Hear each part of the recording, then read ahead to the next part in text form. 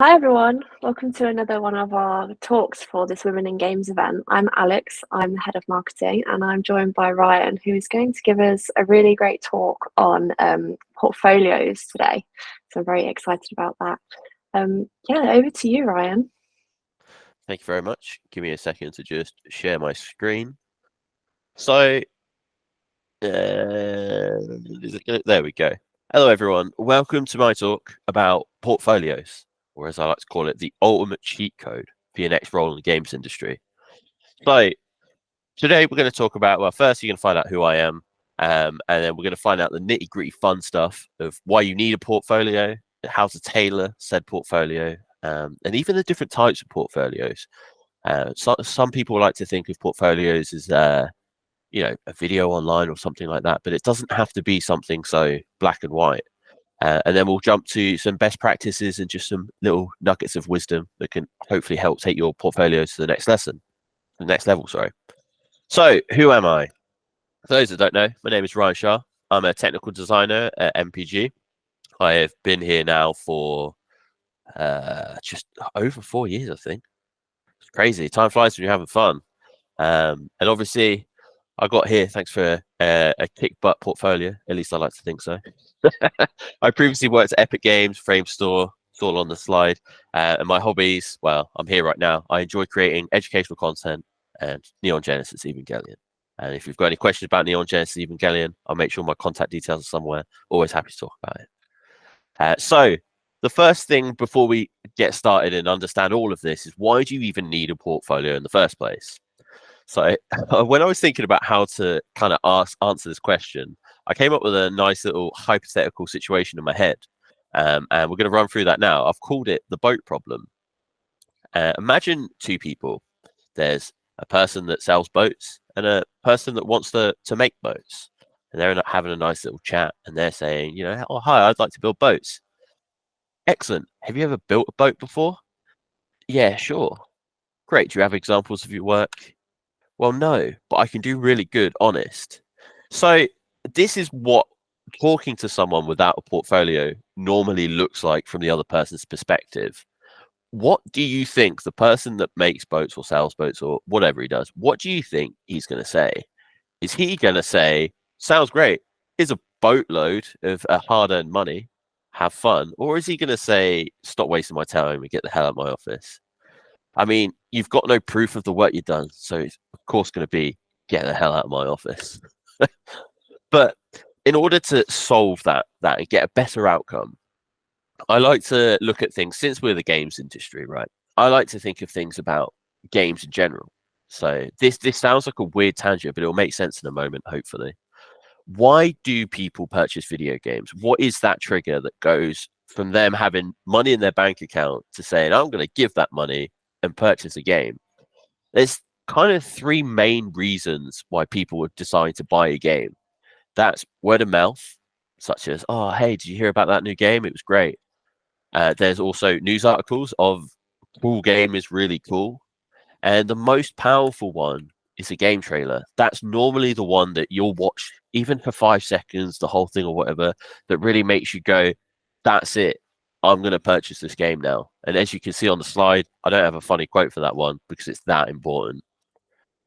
There are obviously other methods that can go into a reason why you buy a game, but these three are kind of the main ones that really seal the deal and get the sale, so to speak.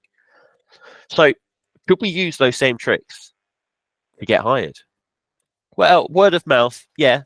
Networking at events, having chats to people, maybe, in the chat of this event or other events around. That's great, but it's not normally the trigger that gets you a job. It opens the door for sure, but it's not normally enough to convince a person. I can't say, yeah, I could build Jurassic Park without proof of having built Jurassic Park or anything like that. It's all talk. But yeah, just like with the game sale, most people don't purchase just on word of mouth alone. So it gets you in the door for sure, but not that next place. News articles. So in this instance, not really a great idea if you've got a news article about you. It's either going to be incredible, like you've changed the game industry, tenfold and everyone's lives are infinitely better, or it's probably going to be something you don't want to be known for.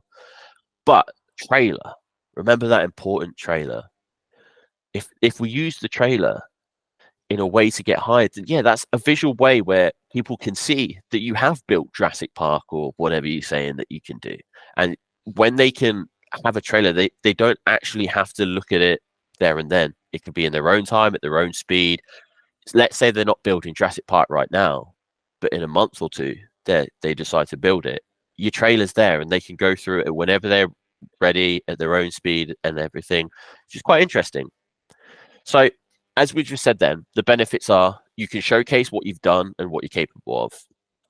It can be viewed in someone's own time and could be referred back to in the future.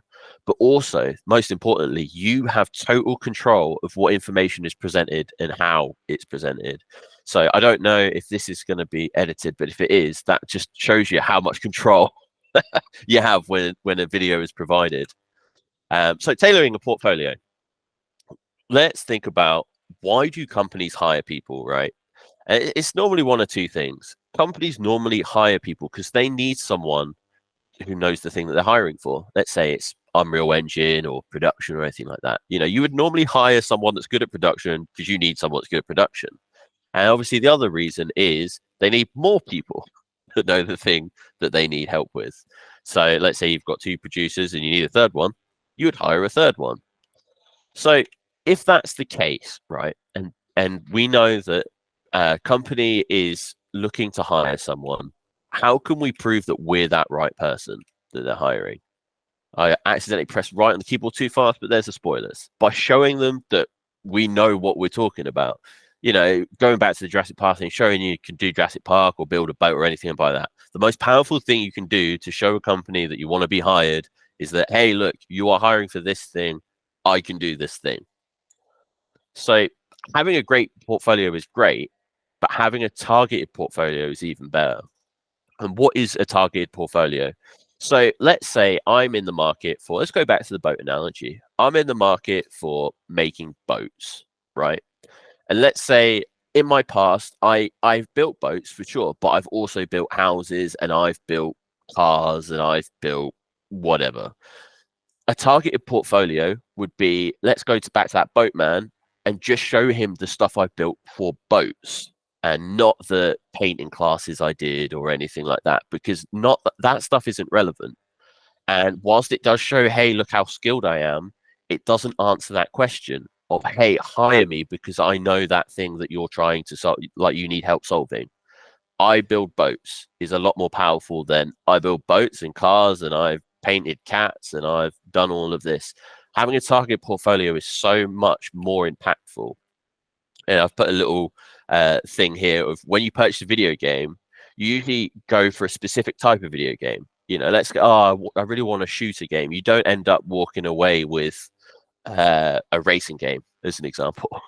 When you're going for a video game, you're normally going for a specific video game or a specific type of video game. And it's exactly the same way with hiring people.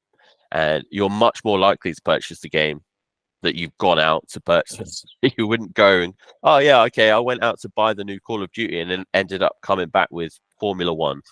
It just doesn't normally happen that way. So let's go back to that boat talk with everything we've learned. So, hello, I'd like to build boats. Have you built boats before? Plenty. And then obviously he would show him the portfolio that he's put together. And then obviously in this scenario, the boat person is a lot more happier and he says, say less, my G, send that video over. And then that's the good ending. Excellent. So what do you think he's going to say now? Is he going to say, the video shows you can do exactly what I'm asking for, you're hired, or stop wasting my time and get the hell out of my office? Well, technically you could say either, but I would assume that he would be a lot more positive this time around. So we talked about tailoring a portfolio, right? Which is great. But sometimes it's not immediately clear what specifically a company wants. Sometimes they'll say, oh, hey, we're hiring for someone that can do Unreal Engine, but they're really looking for something that's more tied towards gameplay or something a bit more in the back end, or design positions are normally, hey, we're looking for a designer or a narrative designer, but there's normally a lot more specifics that they're looking for.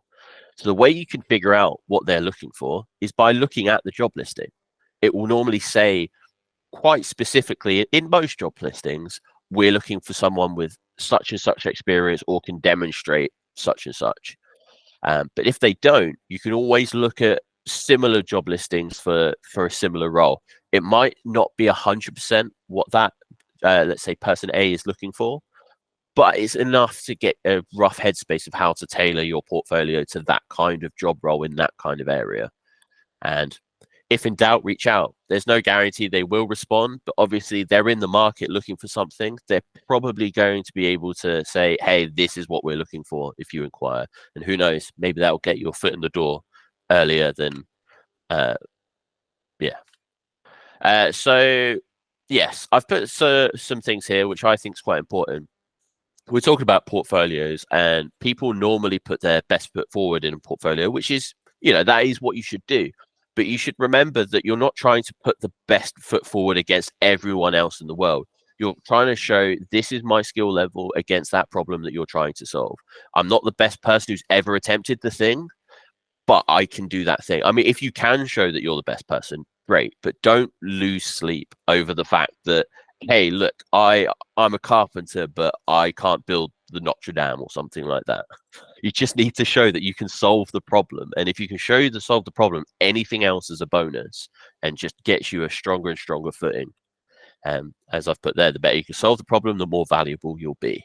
But that doesn't mean just because you haven't shown, oh, I can build the Venetian with my eyes closed, it doesn't mean you're not fit for a role of, again, building boats or something. So I mentioned earlier about types of portfolios. When I spoke about it earlier, sometimes people think of it as quite binary, and they usually think of like, oh, it's either a sheet of paper or a video or a website or something minor like that. Video portfolios are great, but they don't always, like, for every role, it's not really appropriate. Like, let's say, I don't know, human resources department. It seems a bit weird to have a montage of all your skills as as part of human resources, or even design. Sometimes it can be quite hard to show what you are as a designer in video form. But maybe video isn't the end all be all when it comes to portfolios. So I've put a thing here about some different types of things that could or could not be portfolios. So maybe a portfolio website. Does educational YouTube or a blog or a book count? I don't know. Maybe what about a Steam game? Like a game on Steam or somewhere else? Does that count as a portfolio? Spoilers, yes. All of these are portfolios. Any way that you can show your work is portfolio in some form. As you can see on here, a game is a great way because, let's say you're trying to get into a game studio, being able to show, look, here's a game I did, or I did something on it, is a lot more powerful than just saying, yeah, I've made a game before.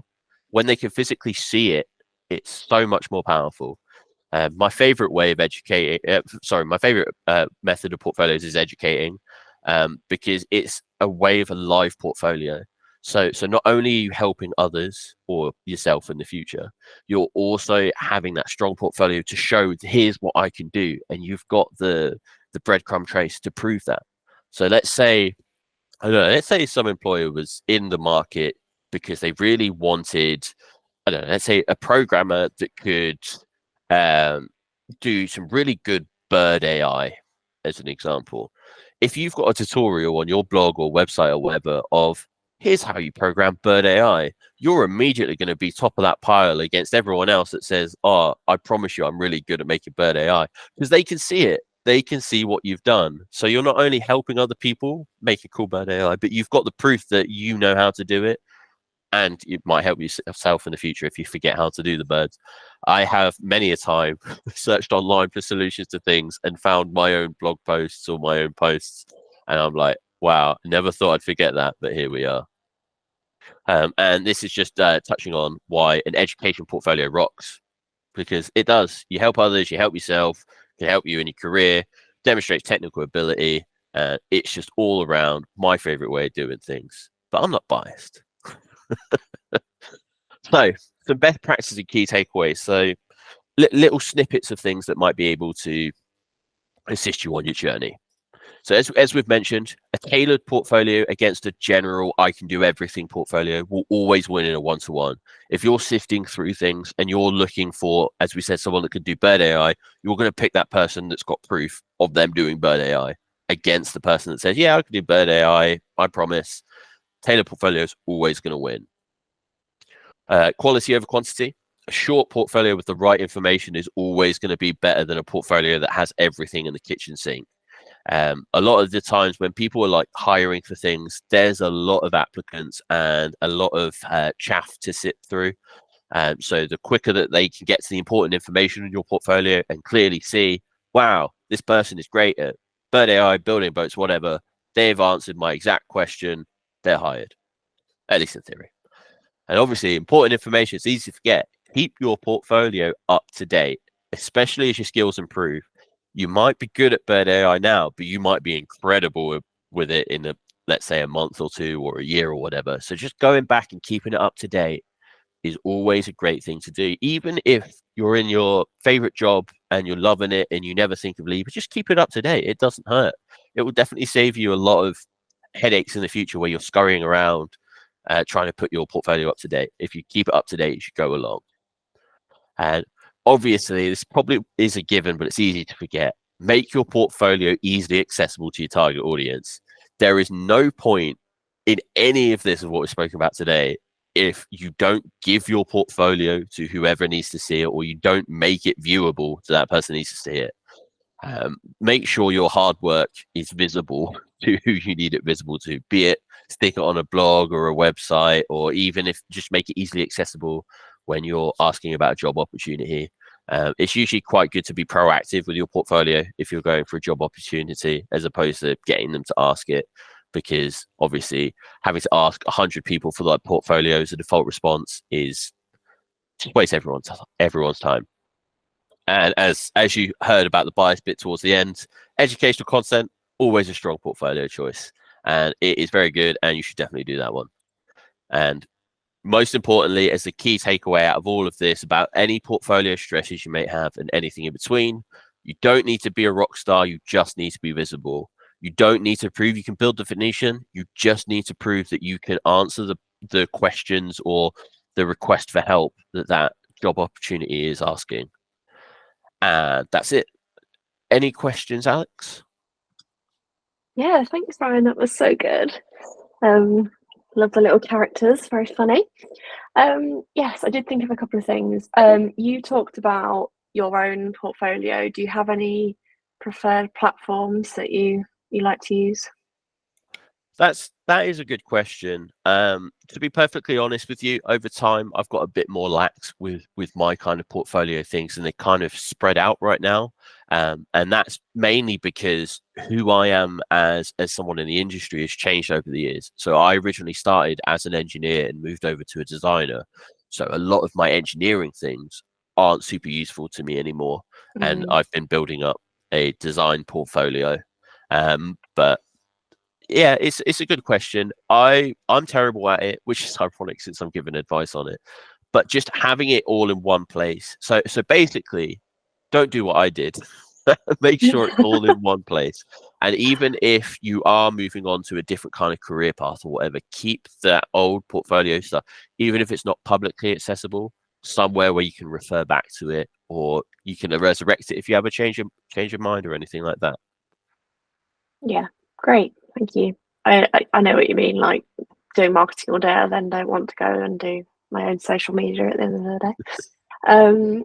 So if someone decides to use videos, YouTube, for example, do you feel like short or long form videos are more appropriate for educational content? This is another great question, and it really depends on that specific person's teaching style.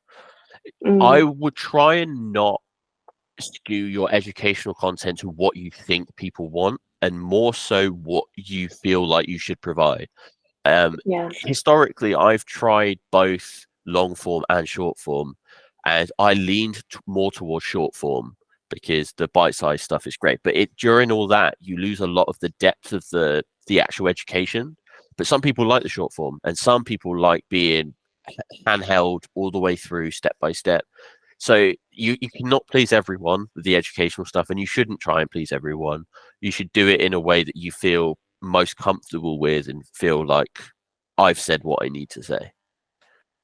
Yeah, I suppose if it's more natural and authentic, you're more likely to want to do another one and keep it going rather than feeling Exactly, like and you'll it's be a more job. passionate about it, and it will come out Yeah. in the actual education about how passionate you are for it, at least hopefully.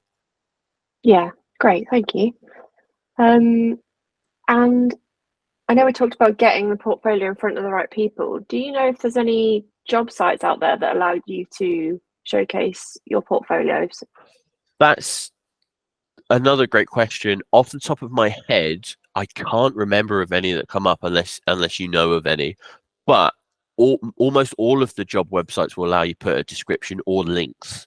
And whichever Yeah, one's allowed you to use links, which I think is all of them, you can link your portfolio there.